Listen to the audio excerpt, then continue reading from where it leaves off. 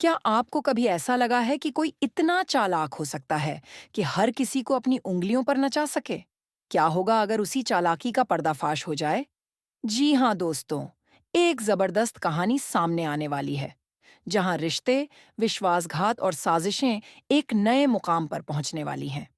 चंदू, मिश्का, चिराग और दीपिका की जिंदगी में बड़ा तूफान आने वाला है और इस तूफान का नाम है सच। कहानी की शुरुआत होती है चंदू और रागिनी से, जो मिलकर चिराग और दीपिका को करीब लाने की कोशिश कर रहे हैं। वे जानते हैं कि ये दोनों एक दूसरे के लिए बने हैं, लेकिन इनके बीच मिश्का की बुरी चालें आ रही हैं। लावण्या भी इस मिशन में उनका साथ दे रही है। मिश्का, जो अब तक सबको बेवकूफ बनाती आई है, को समझ में आ जाता है कि चंदू और रागिनी कोई आम लड़कियां नहीं हैं। वे उसके हर कदम को समझ रही हैं और उसे मात देने के लिए तैयार हैं। इससे पहले कि मिश्का कोई और चाल चले, वह एक खतरनाक योजना बना लेती है। एक ऐसी योजना जिससे चंदू और रागिनी का नामो निशान मिट जाए और आरोप दीपिका पर आ जाए। एक रात, जब सब खुशियों में मग्न होते हैं, मिश्का एक खतरनाक चाल चलती है। वह एक पेय पदार्थ में जहर मिलाकर दीपिका को पिलाने की कोशिश करती है, लेकिन चंदू की तेज नजरें इसे देख लेती हैं।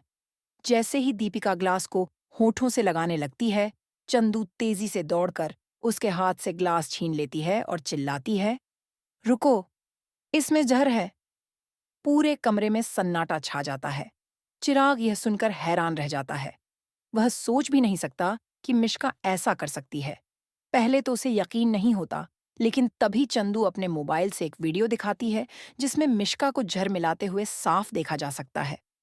अब चिराग और बाकी सभी के सामने सच्चाई आ चुकी थी, लेकिन मिश्का इतनी आसानी से हार मानने वालों में से नहीं थी। वह खुद को बेगुनाह साबित करने की कोशिश करती है।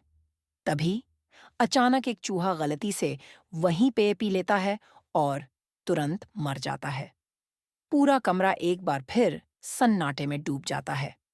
चिराग अब और ज्यादा कुछ नहीं सुनना चाहता था। उसे समझ आ चुका था कि मिश्का ने कितनी बड़ी साजिश रची थी। लेकिन ट्विस्ट यहीं खत्म नहीं हुआ।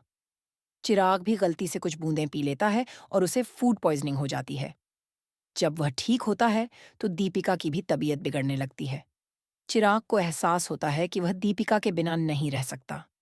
धीरे धीरे वह उसके और करीब आ जाता है। इस बीच मिश्का एक और चाल चलने की कोशिश करती है।